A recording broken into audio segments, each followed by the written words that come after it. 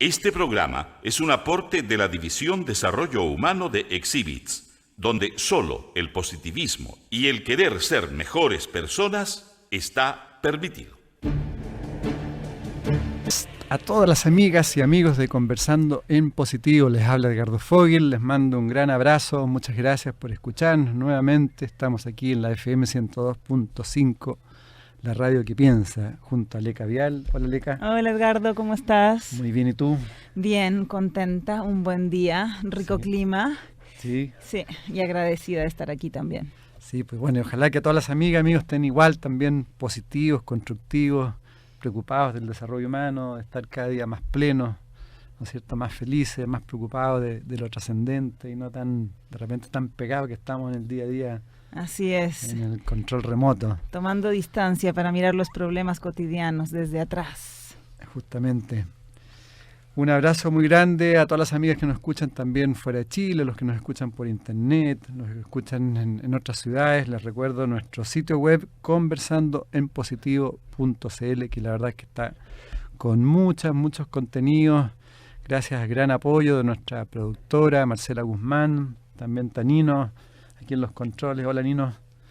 Así que les recomiendo www.conversandoenpositivo.cl, y también los que nos quieran mandar Twitter, @conversandoposi, y en Facebook también en el Club de los Positivos. Un saludo muy especial a la Mutual de Seguridad, quien agrega valor protegiendo a las personas, www.mutual.cl, una gran organización protegiendo a las personas y que ya lleva muchos años colaborando con nuestro programa, y también a la revista Somos, que está en todos los kioscos, viene con unos artículos muy buenos. Viene una entrevista a la Patricia May, una gran maestra. Ella habla del conocimiento espiritual debe ser llevado a las políticas públicas. Uy, sería increíble, ¿no? Algo que hablamos con Alfredo Sfeit también. Así es. Patricia May, que fue galardonada en el último MCA Festival justamente por el gran aporte que ella hace a Chile, digamos, en el aspecto espiritual y como en este caso, digamos, llevarlo a las políticas públicas. También hay varias notas. ¿Existe en el país urbanismo ecológico o es puro marketing? La ley de responsabilidad del productor, quien contamina paga. Va a estar nuevamente en Chile Eric Perl con El sanador abre la puerta, uno elige atravesarla, y así otras cosas. Revista Somos, muy interesante. Voy a dar una sola cosa de nuestra invitada, dos frases interesantes. Uno: en la práctica de la tolerancia, nuestro enemigo es el mejor maestro. Esa es una frase del Dalai Lama. En la práctica de la tolerancia, nuestro enemigo es el mejor maestro. Así es, sin duda, ¿no? Entonces, ojo, hay que ser tolerantes, especialmente con nuestros enemigos, y con eso nosotros vamos creciendo. Y una frase de nuestra invitada de hoy: los seres humanos nos dejamos llevar por las emociones perturbadoras y por eso estamos como estamos. Una gran invitada que está a punto de llegar, pero igual la vamos a ir presentando. Adela, si quieres tú. Sí, vamos a introducir quién es Adela Pino, porque es un personaje muy interesante. Ella es chilena, nació en Santiago, ella es costurera y madre de 3 hijos, y se inició en el budismo hace 40 años. Ayudó a fundar la primera escuela de budismo en Chile. Vamos a conversar con ella cómo fue esta experiencia tan inusual de cómo ella ingresó al budismo. Y hace 33 años decidió tomar los votos como monje budista y se construyó una pequeña cabaña en las montañas cerca de Santiago, en el Cajón del Maipo. Y una vez que sus hijos estaban grandes, que terminó la crianza, se decidió a ir a vivir a la montaña, donde se dedica a impartir talleres de medicina tibetana y a realizar su práctica cotidiana budista. También realiza talleres de budismo para niños. Y bueno, la estamos esperando, parece que está cerca, y mientras tanto vamos a comentar lo primero que leíste de ella, súper interesante, que era con respecto a los seres humanos nos dejamos llevar por las emociones perturbadoras y por eso estamos como estamos. Sí, el budismo profundiza mucho sobre el trabajo del desapego y sobre el no dejarnos llevar por las emociones. creen que uno de los fundamentos del sufrimiento humano son justamente el dejarnos ir en cada racha de emociones, y la meditación plantea como la meditación como una de las herramientas fundamentales para poder observar estas emociones. Claro, y bueno, dentro de los beneficios de la práctica budista también hay como 11 puntos importantes. Uno es la sabiduría, que es la condición de vida que termina como uno deriva valor de sus conocimientos, el obtener la sabiduría. Uh-huh. Otro beneficio es la comprensión de la eternidad de la vida, o la ley de causa y efecto. Uh-huh. Toda causa tiene su efecto y todo efecto tiene su causa, por lo tanto no existe la casualidad. Estamos aquí por algo y algo es nuestra misión y tenemos que... es la comprensión de eso. También otro beneficio es la persistencia y la tolerancia. Uh-huh, uh-huh. O sea, ser perseverante y tolerante. Eso yo diría una característica común en todos los caminos espirituales, el ser perseverante y ser tolerante. Después, que se nota mucho y que hemos entrevistado a otros budistas, es la serenidad. Así es. ¿Sí? Un estado en el cual la mente no divaga y además aprendemos a lidiar con nuestras circunstancias y disfrutamos por lo que son, lo que hablamos al inicio del programa. Uh-huh. O sea, el mantener distancia y siempre estar sereno, porque la vida es más allá de lo que nos está pasando circunstancialmente. Así es. Lo otro que tiene que ver con la frase introductoria es buenos alrededores. Quiere decir que las influencias o personas negativas se evaporan de nuestras vidas, que también lo han planteado otros invitados. Ojo con las personas y que nos rodean, que sean muy, muy negativas. Otro punto... Dime. Sí, una de las cosas que a mí me encantan del budismo son las 4 nobles verdades, que en el libro justamente que estábamos hojeando, Homeostasis, donde entrevistan a Adela Pino, ella habla de estas 4 nobles verdades y dice que la primera noble verdad es que existe el sufrimiento. Porque muchas veces el hecho de no reconocer que estamos sufriendo nos hace permanecer en el sufrimiento. Entonces, el primer trabajo es reconocer el sufrimiento en nuestras vidas, reconocer que está ahí, reconocer que seguimos pensando las mismas cosas que nos torturan, que seguimos cayendo en las mismas mecánicas de conflicto, reconocer el sufrimiento como la primera noble verdad, que requiere cierta humildad y cierta observación. La segunda noble verdad, que es existe el cese del sufrimiento, es decir, creer y tener la convicción de que es posible la vida sin sufrimiento, porque muchas personas no creen que esto sea posible, ya que vivimos en un valle de lágrimas, pero los budistas creen que existe la posibilidad de liberarse del sufrimiento y trabajan por ello. Todo su trabajo de desarrollo de la conciencia es para la liberación del sufrimiento de la humanidad. La tercera noble verdad, que es la correcta acción. Aquí podemos ver relaciones con muchas culturas como la mapuche, etcétera, de la importancia de la correcta palabra, el correcto pensamiento y la correcta acción. Es decir, congruencia, ¿no?, entre el pensamiento, la palabra y la acción.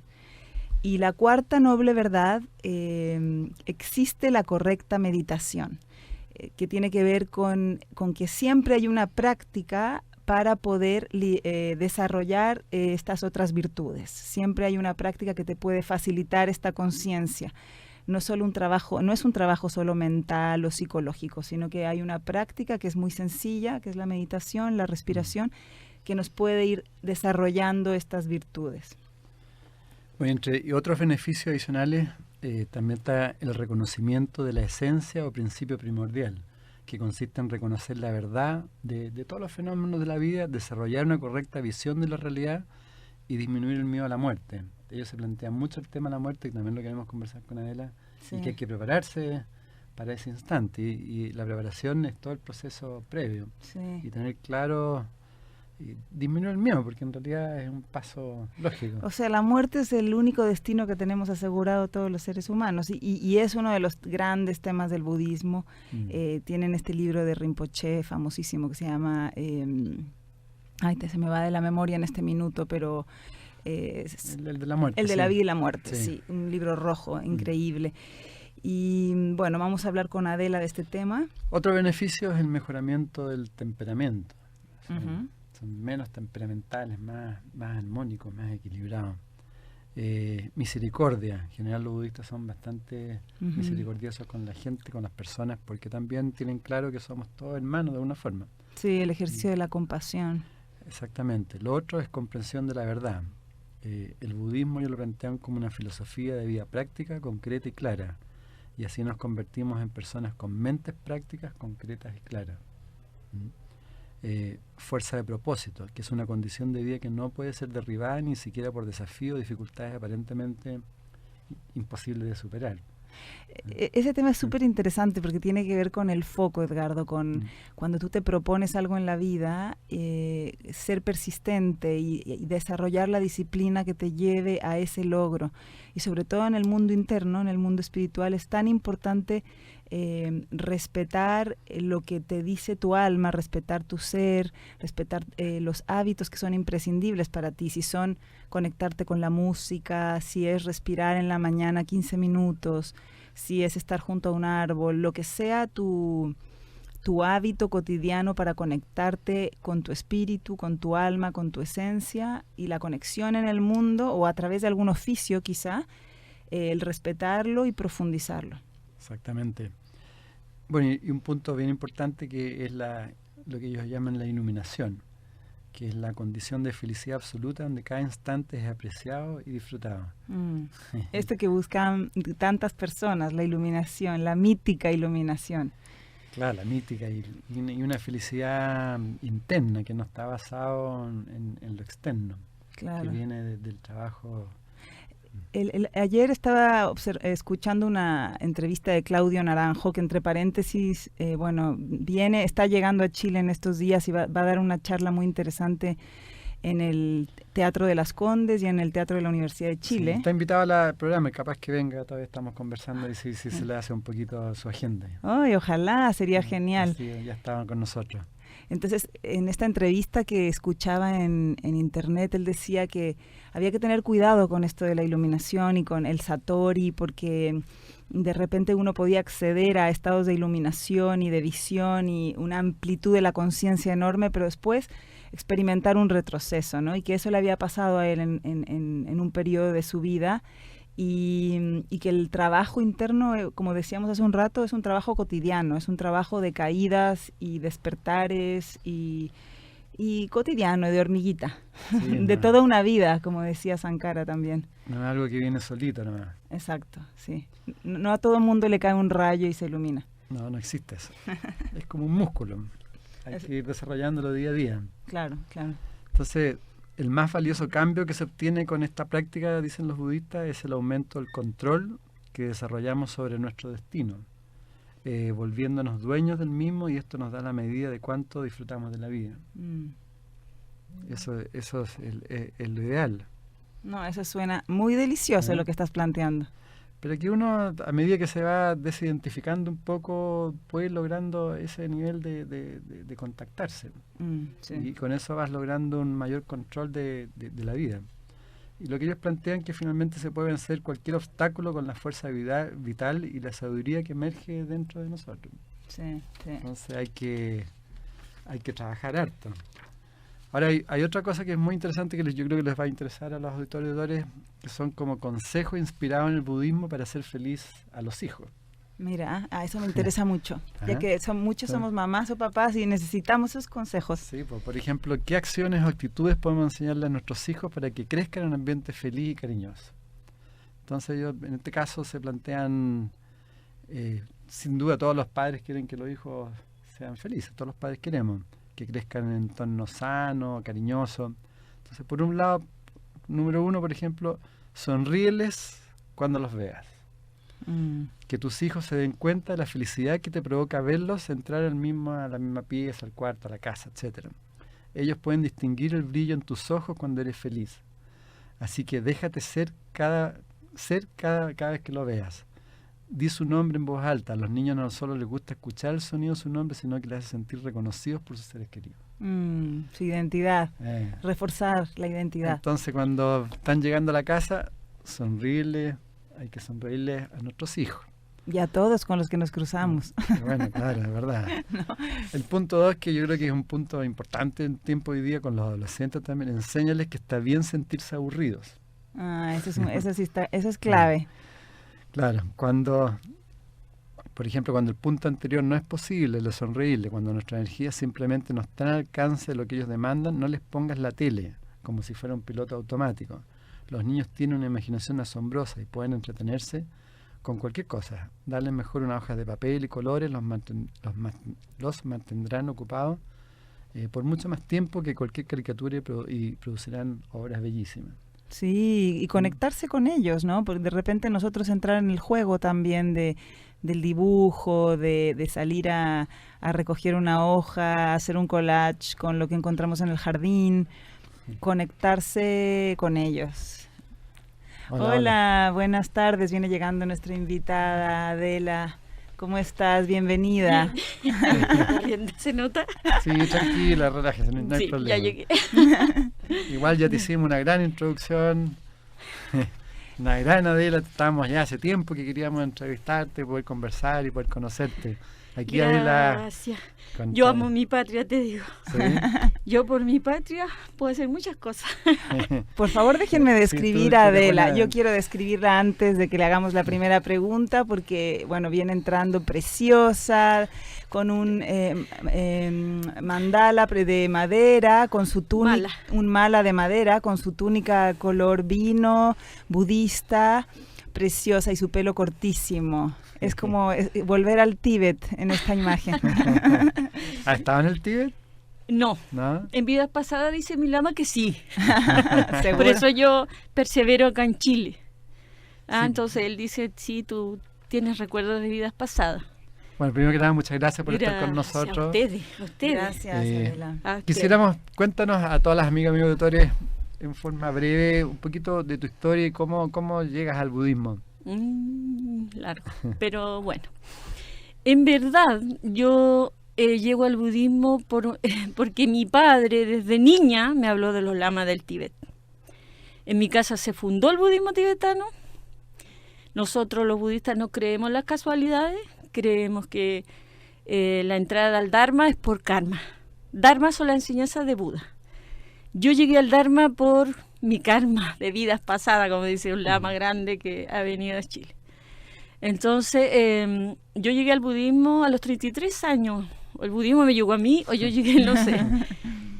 Se fundó en mi casa, y en mi casa hemos perseverado hasta ahora. 34 años ya en el budismo tibetano. Nosotros tuvimos la maravillosa oportunidad de recibir al primer lama que vino a Chile, Lama Tunsan.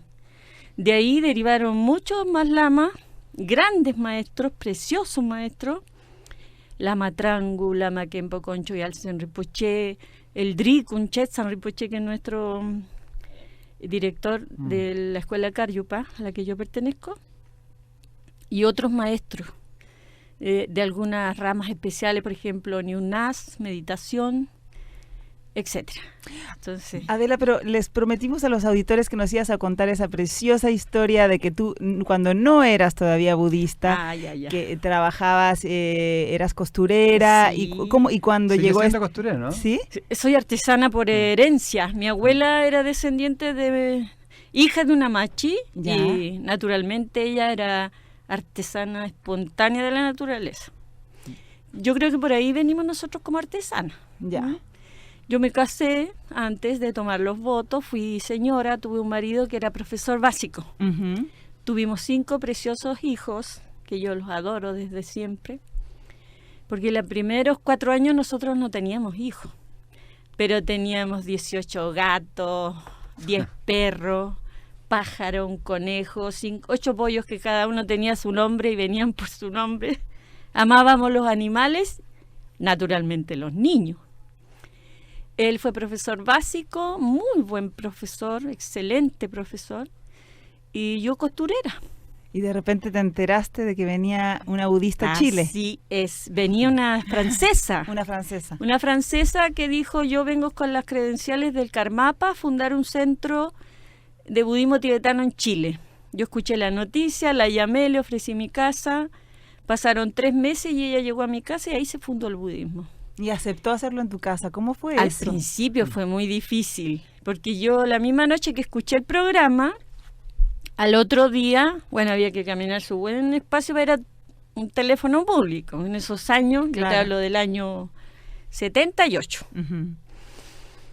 Yo fui, hablé con ella y le dije, yo te ofrezco mi casa, como ella había pedido ayuda en su programa en la Radio Portal, y me acuerdo que fue. Ujú. Y me dice ella, mira, me dice, yo tengo 35 ofrecimientos. Si ninguno me gusta, te visito. Pasaron 3 meses y aparece ella en mi casa. Y me dice, me costó mucho llegar acá porque mi auto quedó en pana, no tengo idea de lo que tiene. Y ella dijo, los obstáculos que he tenido para llegar aquí son muchos. Y a eso le quedó dando vuelta en la cabeza a ella. Un primo mío le arregló el auto, se lo fue a buscar, qué sé yo, se lo arregló porque él tenía mucha facilidad para eso. Y ahí estuvimos conversando. Lo que a ella no le gustó mucho fue la pobreza, yo creo, no sé si sería eso. Después pasó el tiempo, se fue ese día, después volvió. Y me dijo algunas cosas, me dijo, sabes, mucha gente me ha ofrecido lugares inservibles. Me ofrecen sus lugares donde echan sus cosas, tengo que pasar por dentro de la casa, no hay baño. Y tú me ofreces tu casa completa. Y yo le ofrecía mi taller de costura, porque yo no quería seguir cosiendo porque tenía a mis cabros chicos botados. No los atendía, no los cuidaba. Entonces tenía que trabajar y ayudar a mi marido. Yo había cerrado mi taller por un tiempito. Y le dije que eso le ofrecía yo. Oye, ¿y te atreviste a hacer esta oferta diciendo que era tu sustento? Es que era la dicha más grande lo que ella ofrecía. Para mí fue como una Adela, ¿y maravilla. ¿Cómo ha sido la Adela Pino de antes del budismo y después el budismo? ¿Cuál es la Yo era muy diferencia neurótica. principal? ¿Sí? Fumaba, pobres hijos míos. No me gustaba que mi marido tomara alcohol. Entonces yo era como neurótica porque tenía que atender los niños y trabajar con ellos. Yo los cuidé mucho, mucho en ese sentido. Pero después del budismo mi mente cambió, pero absolutamente. A los 33 años a mí me llegó el budismo y ahí yo perseveré con hijos y todo. Todos mis hijos se criaron con la fe budista, con la enseñanza o la filosofía budista. Claro. Y ellos crecieron muy pacíficos, son muy desapegados, son muy humanos, no porque sean mis hijos. Pero y esta francesa volvió, me imagino. ¿Y quién fue tu maestra en Chile si no había...? Mi maestro, a ver, el primer lama que vino fue el lama Tunsan, un lama de la escuela Karma Kayu. Se dice que el primer lama que te da el refugio, ese es tu maestro. Ese es tu lama raíz, se dice en realidad. Y él pertenecía a la escuela Karma Kayu, él nos dio refugio, nos dio iniciación, nos enseñó el budismo. Y fuimos muy felices, estuvimos 1 mes con él o 2 meses, no me acuerdo muy bien porque hace tantos años. Cuando tú dices que te cambió la mente. ¿Qué significa eso? Significa que comprendí muchas cosas que yo espontáneamente las entendí. Por ejemplo, cuando el lama nos habla del amor compasivo, de la mente altruista, de escuchar al maestro, después reflexionar sobre lo que el maestro dice y en tercer punto, meditar. Entonces a mí me llegó eso al corazón, pero profundamente, y empecé a analizar quién era yo naturalmente. Que yo era agresiva con la palabra, trataba un poco mal a mis hijos porque era como, la verdad que era muy neurótica. Yo pienso que era neurótica porque tenía que hacer muchas cosas y... Estabas con mucha carga. Y el marido que se portaba malito.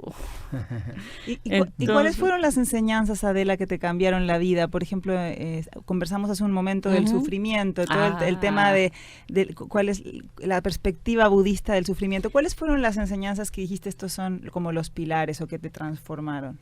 Claro, mira, lo primero que el lama cuando vino a Chile nos habló de las enseñanzas, o sea, de la práctica del Buda, del amor y la compasión.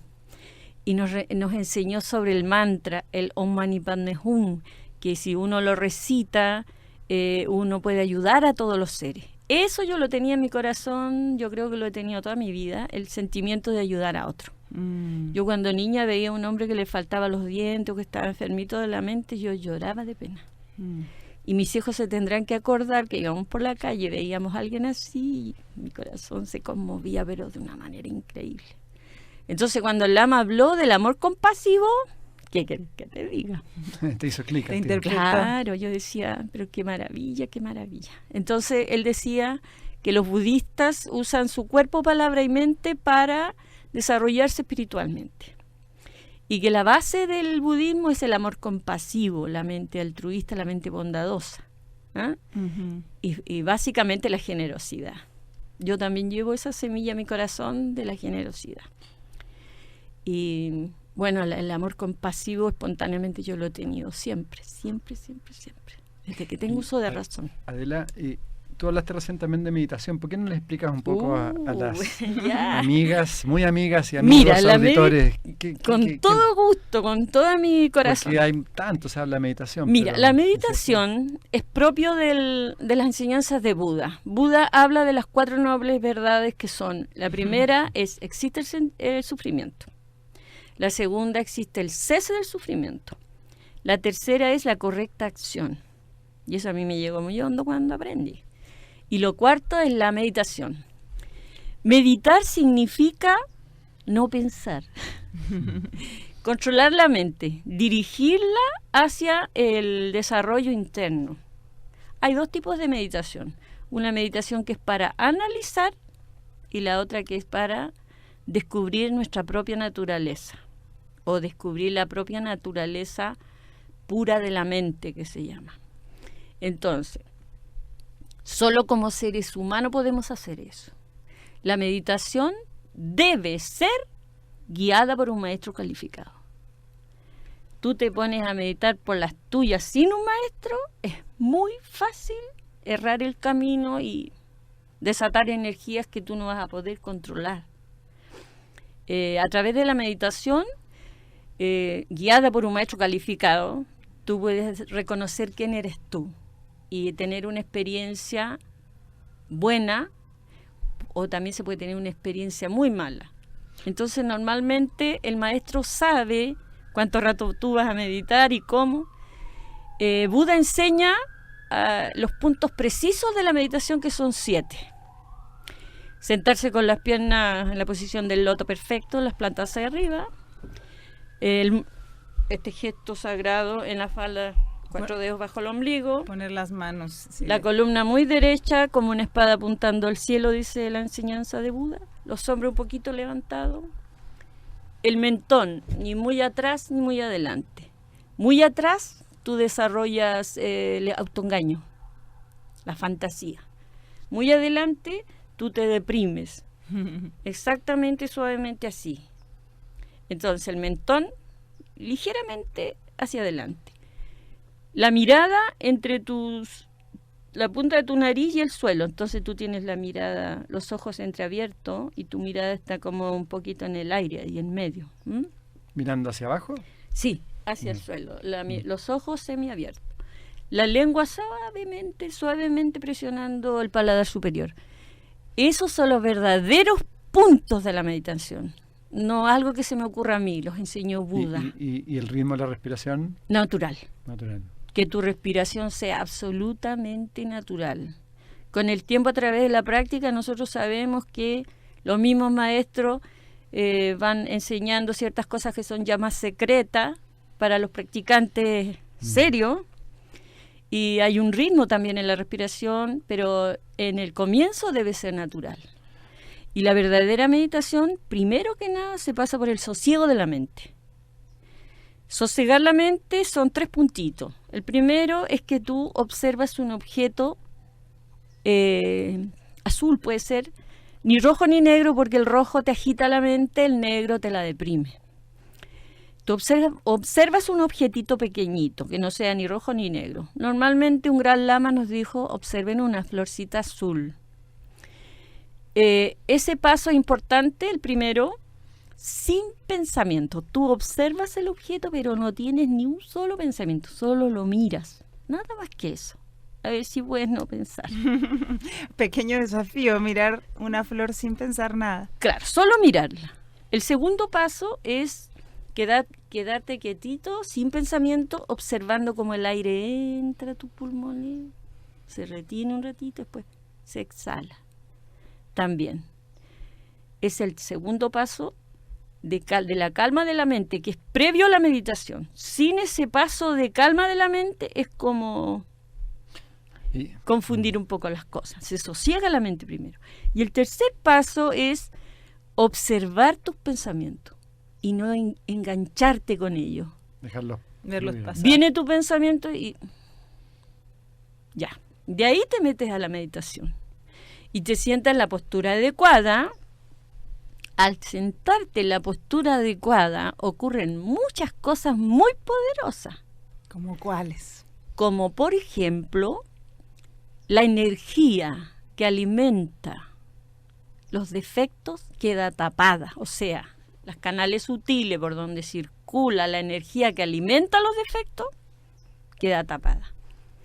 Y se abre naturalmente la canal central, en donde reside nuestra esencia, nuestra conciencia, y nuestra conciencia empieza A fluir.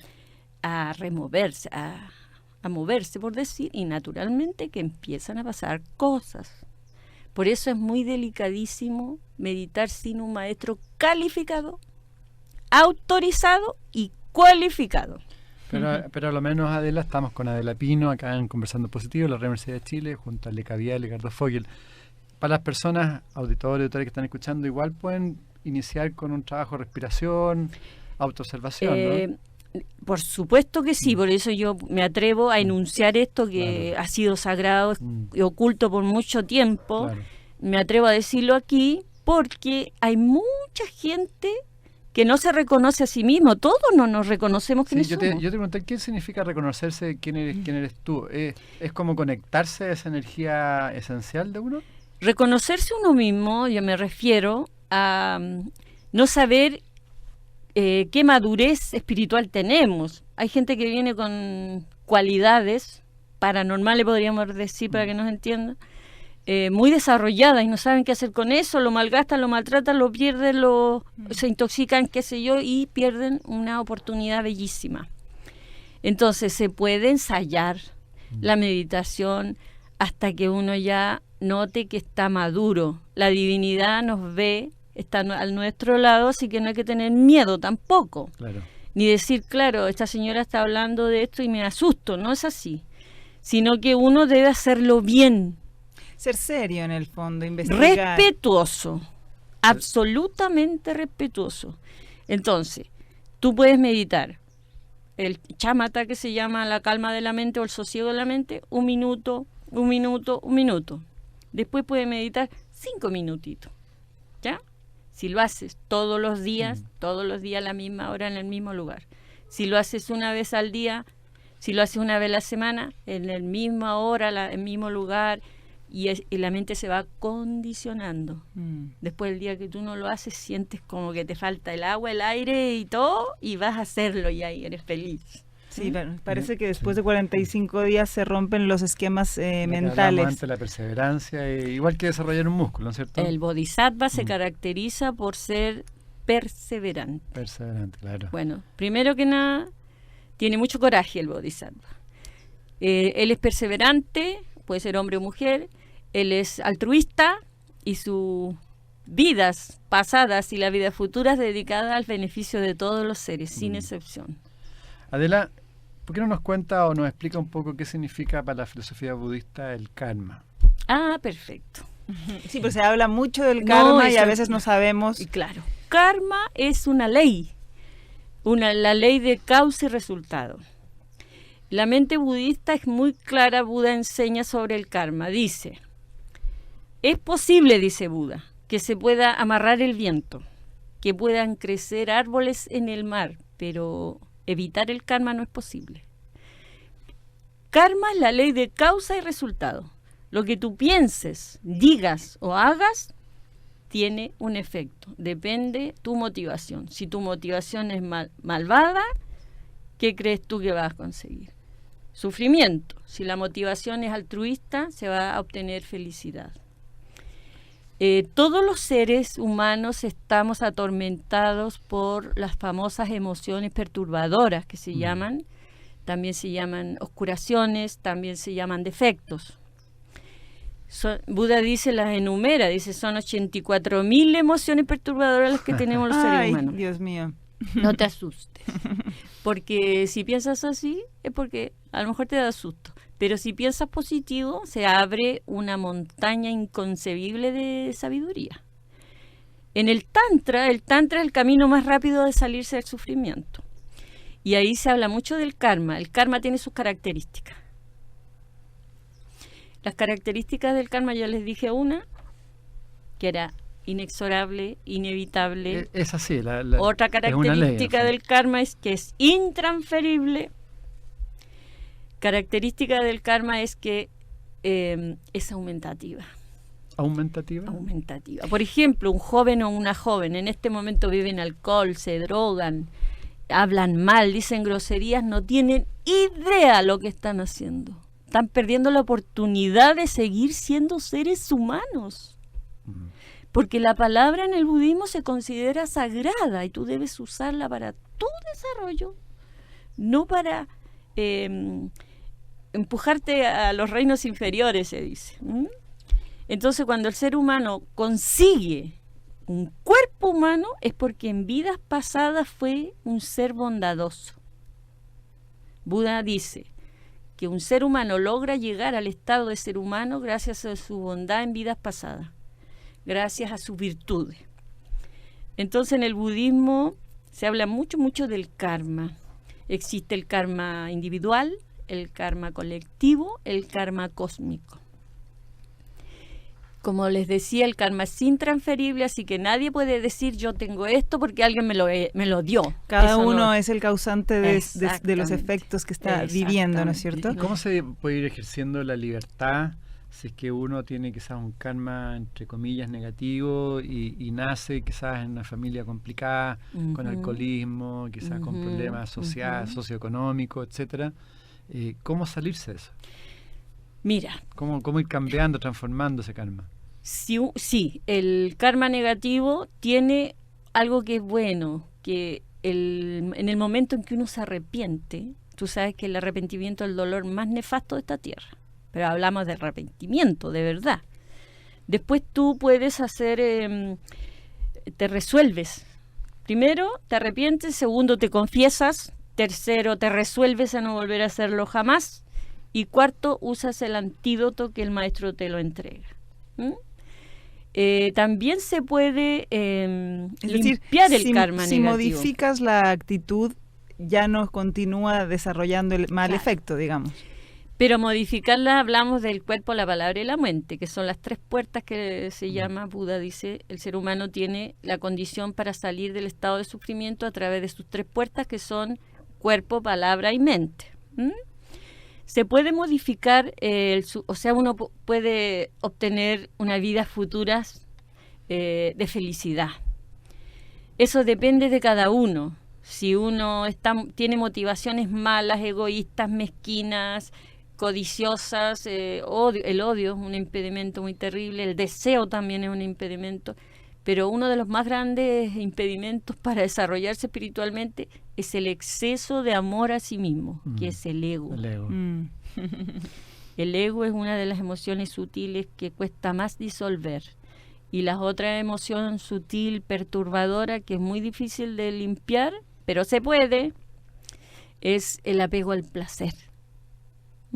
Y la envidia también, ¿no? No, la envidia es terrible. Están los 5 emociones, los 5 obstáculos y las 84.000 emociones perturbadoras. Y Adela, si uno tiene al frente un amigo, un familiar, lo que sea, ¿uno puede transmitirle a una persona algún error, algún defecto que tiene? ¿Uno está en la capacidad? No. Cada uno tiene su propio discernimiento y tiene su propia identidad. Entonces, cuando tú le dices a otro, por tu culpa, olvídalo, eso es tu ignorancia, te lleva a creer que otro te puede... pero un defecto, por ejemplo, sabes que te encuentras tal cosa, ¿se puede transmitir o no? No, tú puedes causar daño criticando a otro, la mente es muy frágil. Si tú insultas a un niño o insultas a un hombre que está en un estado inferior y le dices palabras hirientes, claro que le puedes causar daño, pero es distinto causar daño a transmitirle tu defecto. No. Eso no. Ahí lo que comenta Edgardo es que, claro, no enjuiciar, pero cuando nosotros estamos siendo, por ejemplo, cómplices o silenciándonos frente a, nosotros vemos que ocurren cosas negativas, ¿no? Quizá con familiares, hijos, gente con la que tenemos la confianza, tenemos la responsabilidad de decirle, obviamente con respeto y amablemente, que su acción o su palabra es la incorrecta. Eso sí, tú puedes aconsejar, sugerir, guiar, Claro. mostrar. Pero obligar, date cuenta que la identidad es algo sagrado. Buda no lo toca. Cristo tampoco toca el libre albedrío. Eso es algo sagrado. ¿Ya? Entonces, tú eres dueño de tu propia existencia. Si tú siembras malo, no esperes felicidad, pero si tú siembras o tú tienes buenas palabras, buenos pensamientos, buenas acciones y nunca te cansas de eso, estás haciendo colectando mérito para volver claro. como un ser humano en condiciones superiores. Entonces es fundamental, de acuerdo a lo que tú dices, que uno tiene que hacerse responsable de la propia vida, Así es. como Sí. punto uno, ¿no? Claro que sí. No No echarle echarle la culpa culpa a a nadie de lo que uno le está pasando o de lo que uno tiene. El budista normalmente es absolutamente compasivo. Entonces nosotros en nuestras plegarias permanentemente siempre estamos suplicando por la felicidad de todos los seres, malos, buenos, pobres, ricos, negros, blancos, el color y la idea que tengan. Adela, y hablábamos hace un rato del karma colectivo. ¿Cómo ves el karma de Chile? Mira, Chile es un país, por decirte, nuevito en realidad, ¿no? Que en este momento, no sé lo que va a resultar de esto, pero el sistema en el que estamos inmersos es altamente adormecedor. Te quita las ganas de practicar seriamente porque los cinco sentidos están saturados de emociones que te aumentan el sentimiento de apego al placer. O yo no podría dejar esto, dice la gente, porque no soy capaz, dicen. Claro. Sí. Sí somos capaces, pero el sistema te tiene durmiendo. El consumismo, ¿no es cierto? Durmiendo decimos nosotros que no puedes salir de ese estado de ignorancia, en no querer reconocer quién es uno, y estamos más preocupados de alimentar nuestro ego, nuestros defectos, nuestras tendencias atávicas que son sin tiempo de comienzo ni fin. Sí, en ese aspecto yo quería hablar de la muerte, que es un tema, Hay que- mucho conocimiento ahí. mucho conocimiento, Mucho, ustedes tienen mucho, mucho mucho, conocimiento y generalmente la sociedad occidental y los chilenos le hacemos el quite, pero absolutamente. Claro, claro. Tú planteas justamente en el libro, tú dices, la muerte llegará sin falta. Cuando el final está próximo es esencial volver nuestro pensamiento a la práctica. Estos últimos momentos están cargados con un poder tal que sobrepasa todo Eso el mérito dice su adquirido santidad el durante la Dalai vida. Lama, claro. Entonces tú hablas de un proceso, ¿podrías explicar?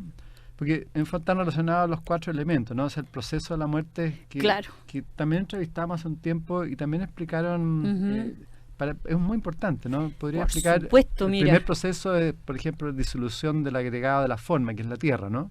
Ya, ahí ya sería una explicación más profunda, pero vamos un poco más a lo general. Perfecto.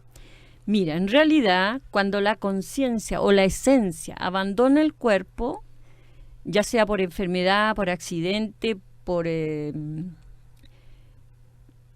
daño, normalmente la conciencia podría escapar por los orificios inferiores o podría escapar por los orificios superiores. Depende del nivel de maduración que tenga el ser humano, ¿ya? Se nos ha enseñado, grandes maestros, hemos tenido maravillosos maestros que nos han explicado en detalle cómo son los procesos de la muerte. Aparecen los signos, las señales de la muerte están primero. Las señales de la muerte son el envejecimiento, naturalmente. El pelo se pone blanco, el cuerpo toma un color amarillo, se van perdiendo los 5 sentidos, cuesta caminar, la gente joven se burla de los ancianos, no quieren estar mucho con ellos, no les tienen paciencia y bien poco les importa porque la energía o las energías bajan, ¿ya? Entonces, naturalmente, la gente joven como que repudia a los adultos, normalmente. Esas serían, por decirte, una explicación más simple de las señales de la muerte. Después están los signos de la muerte, que ya son más de cerquita. Nosotros los seres estamos formados de lo mismo que está hecho el cosmos. Los 5 elementos se llaman en el budismo tibetano, que son la tierra, el agua, el fuego, el aire y el espacio. ¿El éter es el espacio? Podríamos dicen éter? considerar, ¿no? Pero la verdad es que se habla del espacio. Ujú. Que si no tienes espacio no puedes llevar a cabo los procesos de la vida. ¿Ya? Ah, ok.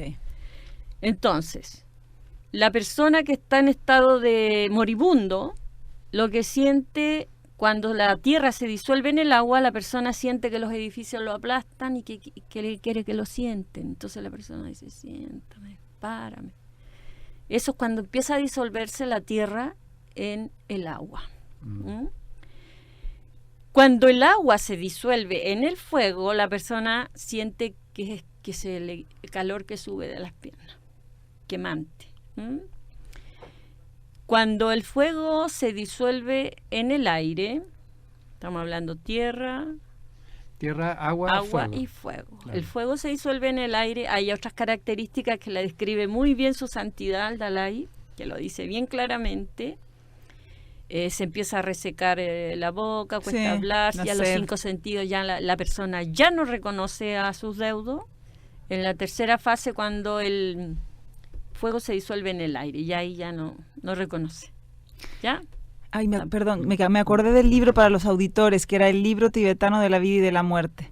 Sí, ese es un comentario del Bardo Todol, Sí. el libro fundamental de este planeta, que es una reliquia del planeta, se llama Bardo Todol, escrito por Padmasambhava. Okay. Los demás son comentarios de ese texto. Okay. Entonces, en ese libro, el Bardo Todol, Guru Rinpoche, un gran maestro que fue el que llevó el budismo de la India al Tíbet, enseña que si uno sea ignorante o no sea ignorante y lo lee 7 veces, no va a renacer a los mundos inferiores. Así que si lo lees 7 veces, no importa que no entiendas ni papa. Igual sirve. Adela, Bueno, perdón, Ay, Edgardo, es que hay un auditor que quiere preguntar sobre tus talleres para niños antes de seguir. Ah, Porque qué lindo. Oh, yo sueño con fundar un grupito de bodhisattvas chicos para que crezcan con el budismo y se vuelvan monjes algún día. Y sería lindísimo en este país. Pero no lo estás impartiendo todavía ahora. Empezamos ya con un tallercito cortito que fueron 2 niños más mis nietecitos, eran como 5. Pero le pusimos un costo porque queremos traer un lama médico a Chile. ¿Mm? Vamos a hacer tallercitos para niños, sí, eso te lo aseguro. Pero yo ya tengo decidido que va a ser el próximo año, fin de año. Lo vamos a anticipar como 5 meses antes. Vamos a Claro, empezar para a invitar Ah, para que nos avises. para que sí. la cosa sea seria Claro. y bien hecha. Perfecto. ¿Ya? Perfecto. Bueno, lamentablemente Adela, nos está quedando poco tiempo. No te preocupes. Para ir cerrando el tema de la muerte ya no, porque es largo, digamos, explicar bien todo el largo, proceso. muy largo, Yo quisiera más pero que bueno. nada, porque tú dices en el libro también que ha llegado el momento de poner a prueba la práctica. Es decir, ¿cuál es el trabajo que uno debería ir haciendo para prepararse para ese momento? Naturalmente la meditación, naturalmente controlar los pensamientos, no disparar tanto a las cosas que son sensuales, sino que espirituales. ¿Ya? Evitar las 10 no virtudes, que son 3 del cuerpo, 4 de la palabra y 3 de la mente, sea budista, sea de la religión que 10 sea. no virtudes. Si evita esas 10 no virtudes, es un ser espiritual y va a morir tranquilo en su lecho, y aunque muera por accidente, su mente va a ir a la luz. ¿Cuáles son las 10 no virtudes, así rápido? 3 del cuerpo, matar, robar y la conducta sexual inadecuada. 4 de la palabra, mentir, calumniar, insultar y hablar sin sentido. Las 3 de la mente son la codicia, las ideas erróneas, la codicia, los pensamientos malignos y las ideas erróneas. Se relacionan Ahí un poco con los tenemos 10 mandamientos. harto que explicar. Sí, harto. Un poquito se relaciona. Un poquito. Sí. Siempre ha habido líneas entre Cristo y Buda. Sí. ¿no? Para ir cerrando, entonces, ¿cuál sería el significado, el sentido último de la vida, nuestra vida, según el budismo? La vida tiene 2 razones. Una, procrearse, y la otra es desarrollarse espiritualmente. El mundo, la vida es una escuela donde venimos a aprender y a través del sufrimiento. Si nosotros transformamos las emociones negativas en virtudes, naturalmente vamos a ser poderosos en vida futura y vamos a poder ayudar a otros y vamos a desarrollar mucha sabiduría. En el Tantra es muy rápido aprender y salir del estado de sufrimiento. El Tantra, eso sí, eso tiene, que es el camino más rápido para dejar de ser ignorante, no reconocer quiénes somos, no saber cómo aparecen las cosas, etcétera. ¿Y cuál es el camino del Tantra? El budismo tibetano, ahí Ah. están los maestros preciosos que nos enseñan el Tantra. Uy, es que esa pregunta da para un programa entero, Tema el del Tantra. completo, y es maravilloso, te digo. Pero si pudieras dejarnos un mensaje para los niños y para los adolescentes sobre el sentido de la vida, sobre el Un sentido de la vida desde la perspectiva budista. Ya. Un mensaje para reencontrar. ellos. El Ahí con sentido un- de la con- vida, como te decía, son dos. Una es desarrollarse espiritualmente, transformando las emociones negativas en sabiduría y acercándose a un maestro calificado, autorizado, cualificado. Y que desarrollen un poquitito el interés por las cosas que están más allá de lo concreto, más allá de los 5 sentidos que son los que nos atormentan. ¿m? Por ejemplo, Adela. Por ejemplo, respetar al padre, a la madre, pero con todo su corazón. Los niños que no respetan a su padre y a su madre se echan un karma horrendo encima. Asegúrense el sufrimiento siendo irrespetuoso con los papás, no diciéndoles la verdad, no siendo obediente. Eso no, hay que evitarlo, ¿ya? Y los vicios a un lado, porque los vicios oscurecen, traen sufrimiento, daño y enfermedades. Esos serían los consejos que actualmente los niños están como criados como en una burbuja, muchos y otros que tienen un sufrimiento que vienen de padres que se odian entre sí, tienen vicios, mientras en la vida intrauterina la madre lo único que tuvo fue odio y molestia. Entonces esa es la generación delincuente actual. Entonces hay que ser compasivos con los que están en situación inferiores. Y lo otro, están quedando 50 segundos, lo que tú planteas es el tema, lo dijiste antes también, de hacer lo correcto, ¿no? También lo planteas en tu libro respecto a la comida, por ejemplo. Por supuesto. Que uno debe comer en forma correcta. Claro, pues hombre, la comida, mira, hay que respetar los espacios del alimento.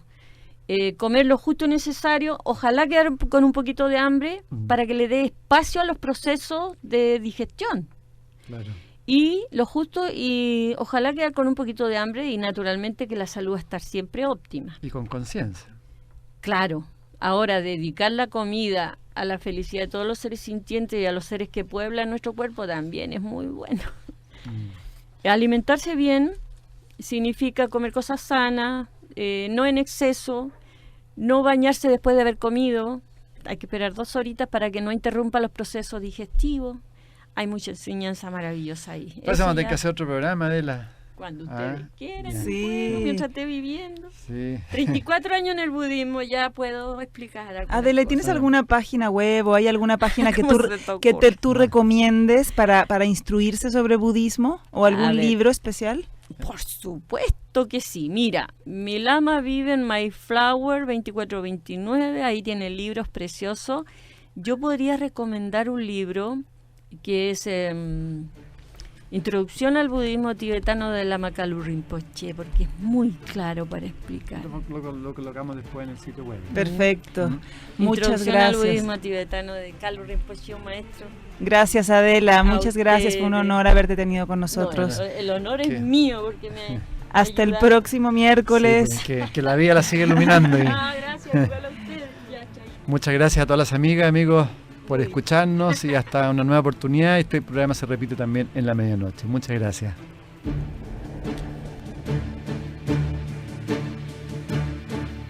Radio Universidad de Chile presentó Conversando en Positivo, un espacio que apunta a conversar y compartir sobre el crecimiento y el desarrollo humano. En la conducción, Edgardo Fogel y Aleca Vial. Este programa es un aporte de la División Desarrollo Humano de Exhibits, donde solo el positivismo y el querer ser mejores personas está permitido.